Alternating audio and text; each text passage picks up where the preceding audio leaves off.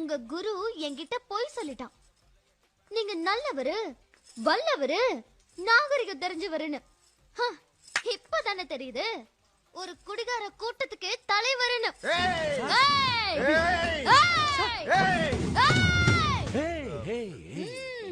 சபாஷ், சரியான போட்டி. அப்பா, எனக்கு இவர் பையன் வேண்டாப்பா.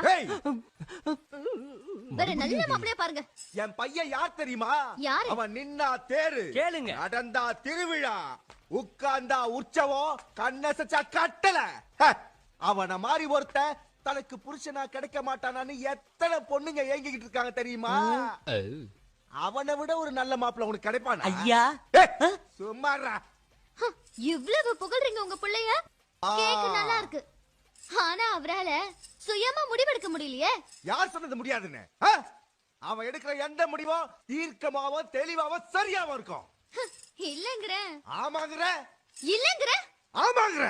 அப்போ என்ன கல்யாணம் பண்ணிக்கணும்னு உங்க பையன் எடுத்த முடிவும் சரியாதானே இருக்கும்? ஆமா. கிழிஞ்சது. அப்பா